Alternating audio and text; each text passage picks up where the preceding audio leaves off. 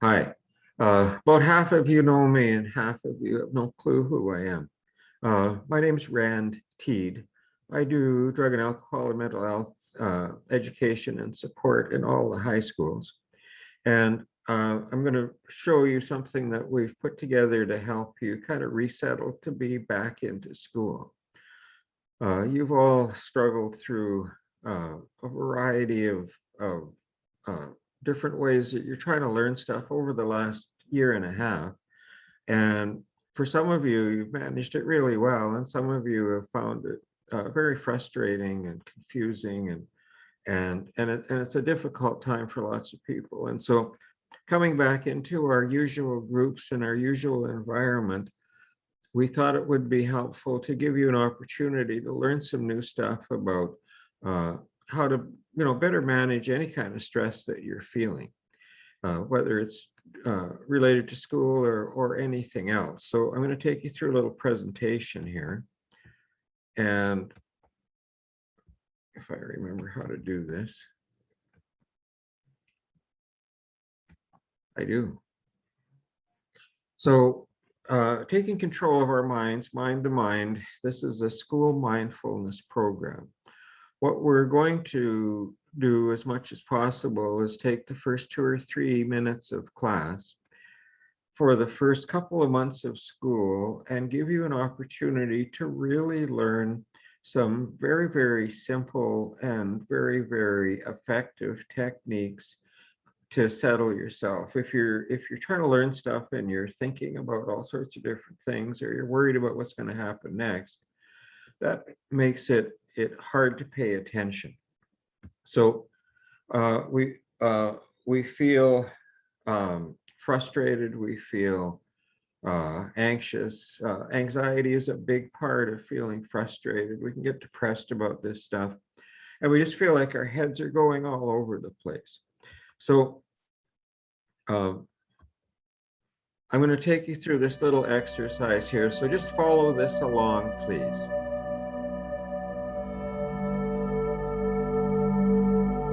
So breath out, hold it. Breath in, hold it.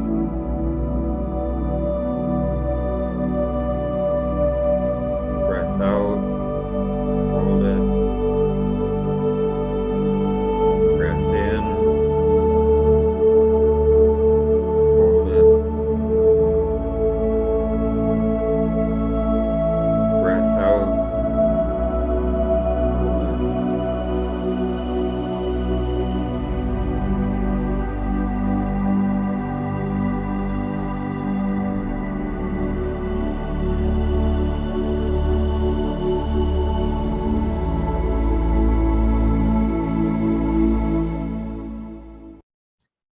So that was a very simple little breathing exercise.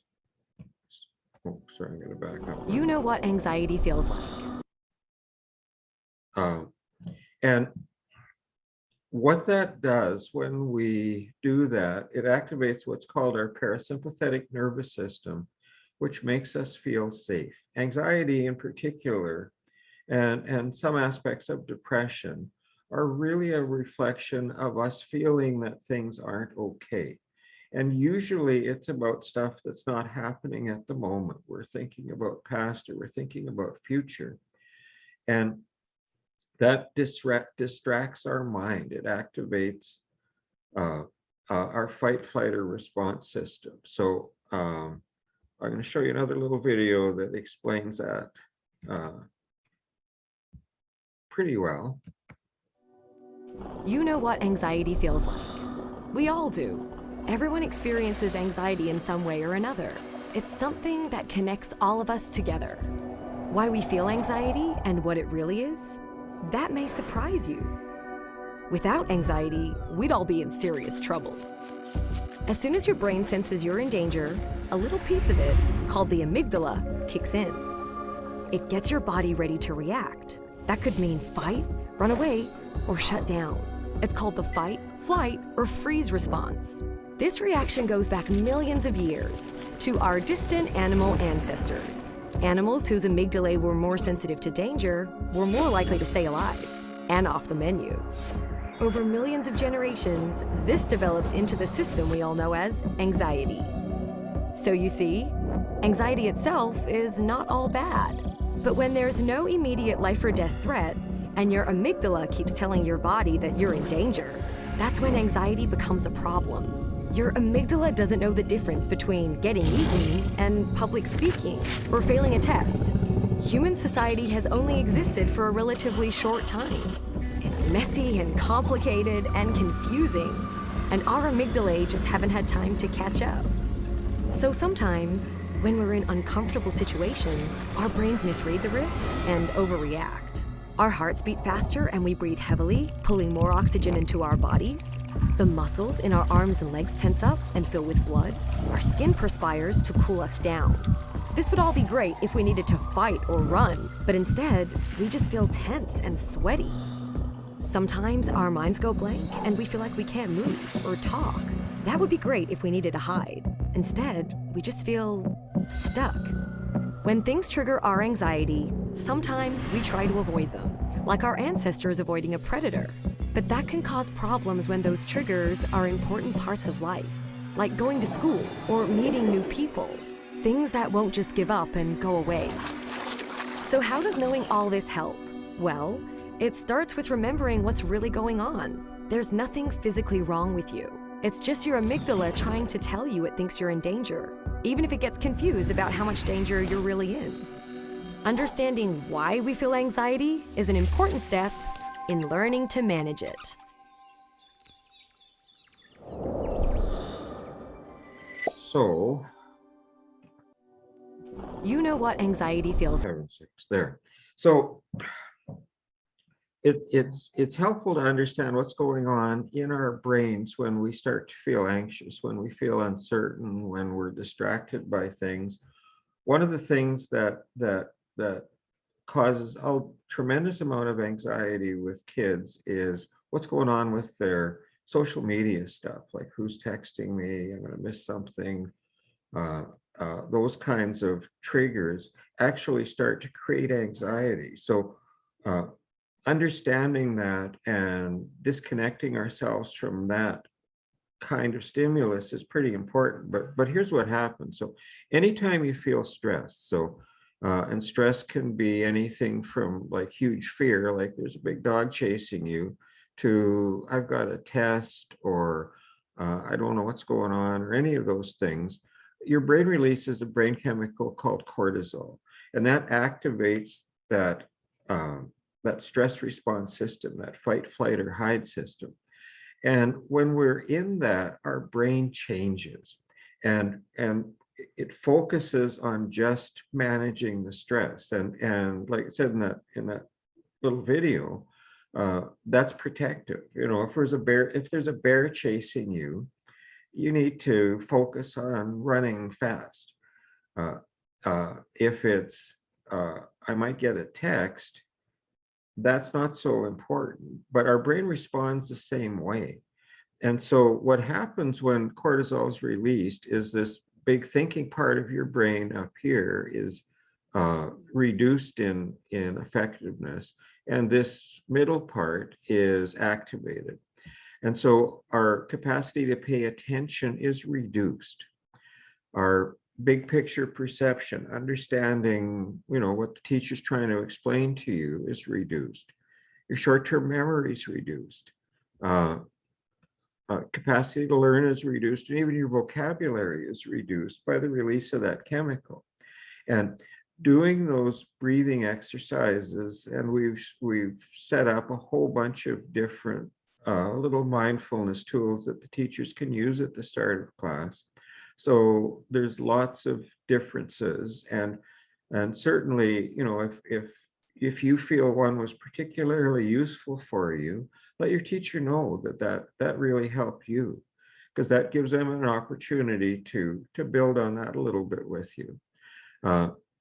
Chronic stress, which means that that you're feeling stressed all the time, starts to interfere with your ability to sleep, poor nutrition, emotional distress. I've talked to thousands of kids, and one of the common problems is, well, I can't sleep. And so some people self-medicate with drugs or alcohol to sleep. Some people just thrash around half the night and then come to school tired. And employing some of these stress management, mindful meditation techniques that we're going to be teaching you over the next couple of months will really help you manage that better. Um, so um, here's another little video about what that's kind of all about.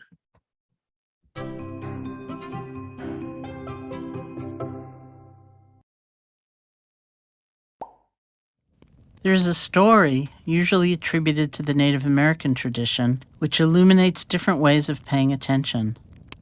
An elder, talking to a child, says, "I have two wolves fighting in my heart. One wolf is fearful, vengeful, envious, resentful, and deceitful. The other wolf is compassionate, loving, generous, truthful, and peaceful." The child asks, "Which wolf will win the fight?" The elder responds, "The one I feed." That doesn't mean we try to deny or hurt or kill the angry wolf. If we did that, we'd end up in a long battle, all the while somehow making that wolf more powerful through our hostility and fear. Hating that wolf sucks the strength right out of us. Instead, we calmly pay attention to the angry wolf and let go of believing they have the answers. If we can do that, they end up lying down next to us, no longer an enemy. We help strengthen the kind and loving wolf, giving it nourishment and support so that we can follow it. That peaceful wolf can become our steady companion and show us the way through all kinds of different life experiences. Restful or chaotic, enjoyable or disappointing experiences may come and go, but we can have a guide with us through it all. This is what mindfulness can help you do. Mindfulness allows us to see our thoughts and feelings as they are beginning. It's very powerful to know what we're feeling as we're feeling it, know what we're thinking as we're thinking it. With mindfulness, we can choose what will strengthen and bring into action, and we can choose what we will gently let go of. We don't have to be at the mercy of old habits or old ways of thinking or old ways of being. We are empowered. It just takes practice.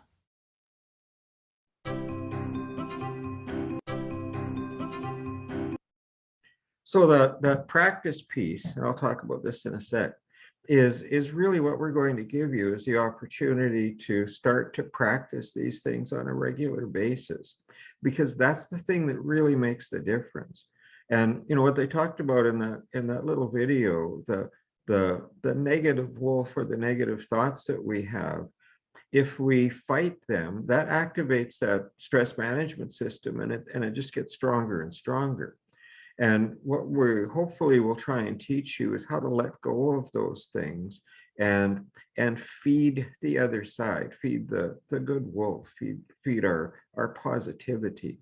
And as we do that, it gets stronger. And by being able to practice this at the start of your classes for the next little while is going to give you a skill that you'll be able to use for a long time. So this also is going to help your teachers.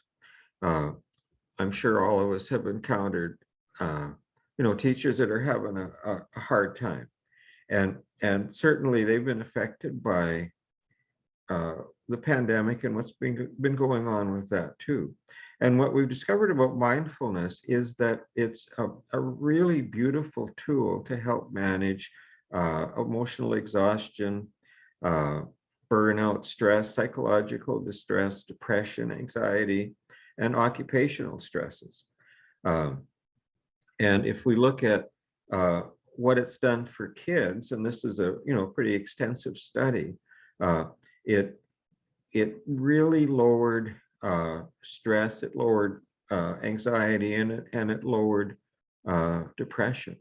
And the biggest factor was how much people use this. And so by being able to do this for a couple of months is going to give you a huge skill set advantage to start to deal with those things. So here's one more little video. So as you do this, really pay attention to what changes inside you.